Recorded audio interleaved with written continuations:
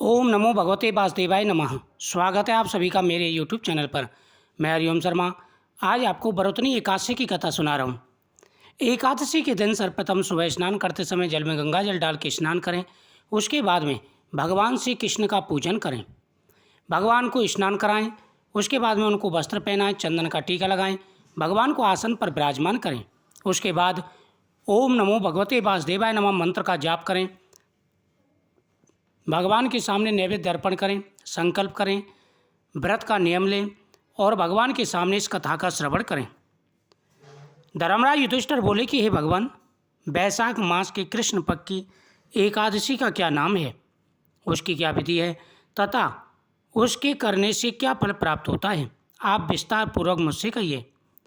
भगवान श्री कृष्ण कहने लगे, हे राजन, वैशाख मास का विशेष महत्व है।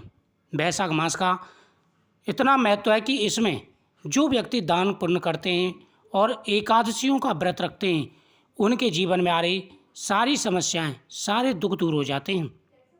जो व्यक्ति वैशाख मास में दान पुण्य करते हैं, अन्न दान करते हैं, जल दान करते हैं तथा जूता छत्री आदि दान करते हैं, उन्हें अनेकों प्रकार के पुण्यों की प्राप्ति होती है। एकादशी का व्रत शास्त्रों में बहुत बड़ा व्रत कहा गया है। जो व्यक्ति नियम पूर्वक एकादशी का व्रत करते हैं, उनके जीवन में कभी कोई कष्ट नहीं आता। हे राजन, इस एकादशी का नाम बरौतनी है। यह सौभाग्य देने वाली, सब पापों को नष्ट करने वाली तथा अंत में मोक्ष देने वाली है। इस एकादशी का नाम बरौतनी है। यह सभी प्रकार के मनोरथों को पूरा करने वाली है। एकादशी के दिन जो व्यक्ति भगवान कृष्ण का पूजन करते हैं, उनकी सभी मनोकामनाएं पूरी हो जाती हैं। एकादशी का व्रत शास्त्रों में बड़ा व्रत कहा गया है। सभी जाने अनजाने में किए गए पापों का नाश हो जाता है और अंत में मोक्ष की प्राप्ति होती है। इसी बरौतनी एकादशी के प्रभाव से राजा मानधाता स्वर्गलोक को गया था। हे राजन, इस बरौतनी एकादशी के प्रभाव से राजा मानधाता को स्वर्ग की प्राप्ति हुई थी। बरौतनी एकादशी का फल 10,000 वर्ष तक तप करने के बराबर होता है। बरौतनी एकादशी के दिन अगर नियम पूर्वक एकादशी का व्रत रखा जाए तो उसका जो फल है वो हजारों यज्ञों के समान होता है। कुरुक्षेत्र में सूर्य ग्रहण के समय जो स्वर्ण दान करते हैं, जो फल प्राप्त होता है, वही फल बरौतनी एकादशी के व्रत से मिल जाता है। सूर्य ग्रहण में जो व्यक्ति कुरुक्षेत्र में जाकर के स्वर्ण दान करते हैं, पितरों की पूजा करते हैं, वहाँ पर दान पुण्य करते हैं, उसका जितना फल प्राप्त होता है उतना ही फल इस एकादशी के व्रत से ही प्राप्त हो जाता है। जो व्यक्ति नियम पूर्वक एकादशी का व्रत करते हैं, उनके सभी मनोरथ पूरे हो जाते हैं। बरौतनी एकादशी के व्रत को करने से मनुष्य इस लोक में सुख होकर स्वर्गलोक में जाता है।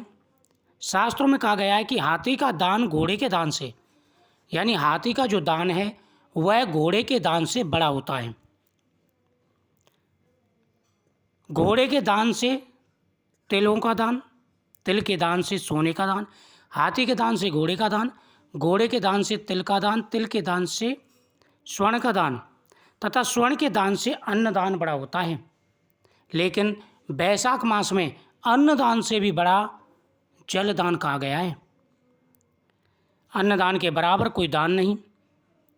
अन्नदान से देवता, पितर और मनुष्य तीनों की तृप्ति होती है। हे राजन, जो व्यक्ति वैशाख मास में अन्नदान करते हैं, उनके फल को कोई वर्णन नहीं कर सकता। अन्नदान से देवता, ऋषि और पितृ सभी की तृप्ति होती है। अन्नदान शास्त्रों में बहुत बड़ा दान कहा गया है। जो व्यक्ति अन्नदान करते हैं, उनके सभी मनोरथ पूरे हो जाते हैं।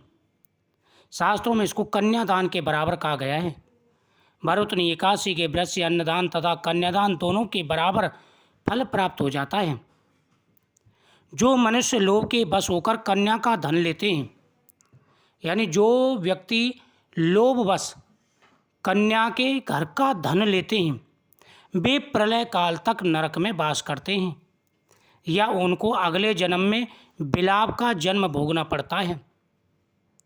इतना बड़ा पाप होता है। जो व्यक्ति कन्या के घर का धन ग्रहण कर लेते हैं, उन्हें अगले जन्म में बिलाव की योनि में जाना पड़ता है।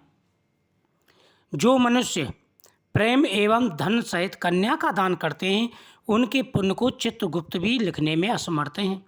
हे राजन, जो व्यक्ति प्रेम पूर्वक अपने सामर्थ्य के अनुसार कन्यादान करते हैं उनके पुण्य को कोई नहीं लिख सकता। इतना बड़ा दान होता है कन्यादान का। जो व्यक्ति कन्यादान करने में भी असमर्थ हैं उनको भरतनी एकादशी का व्रत अवश्य करना चाहिए। इससे कन्यादान का फल प्राप्त हो जाता है। भरतनी एकादशी का व्रत करने वाले को दशमी के दिन निम्नलिखित 10 वस्तुओं को त्याग देना चाहिए।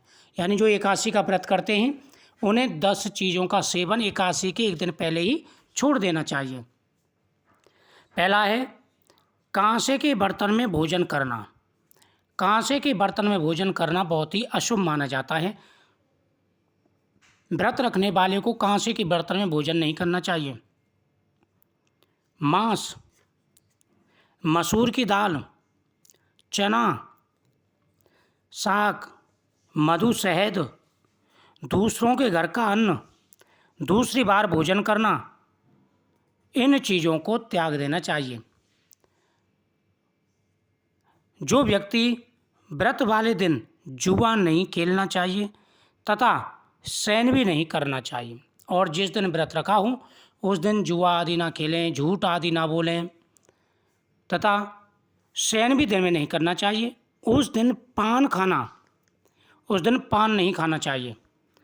दातुन करना, दूसरों की निंदा करना तथा चुगली करना एवं पापी मनुष्यों के साथ बातचीत करना सब त्याग देना चाहिए।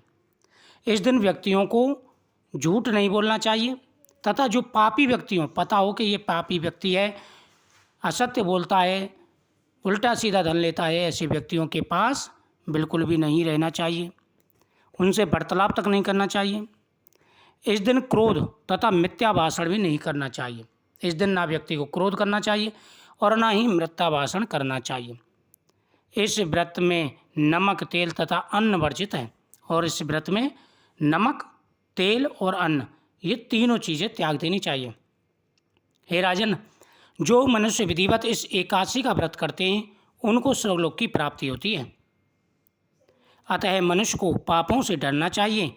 इस व्रत के महत्व को पढ़ने तथा सुनने से 1000 गोदान का फल मिलता है। इसका फल गंगा स्नान के फल से भी अधिक कहा गया है। तो मुझे उम्मीद है आपको ये कथा बहुत ही सुंदर लगी होगी। जिस प्रकार से हमने ये विस्तार से आपको कथा सुनाई, आपको जरूर बार बार इस कथा को एकादशी वाले दिन सुनना चाहिए, नियमों का पालन करना चाहिए। वीडियो को शेयर करें, चैनल को सब्सक्राइब करें, कमेंट में जय श्री कृष्ण जरूर लिखें।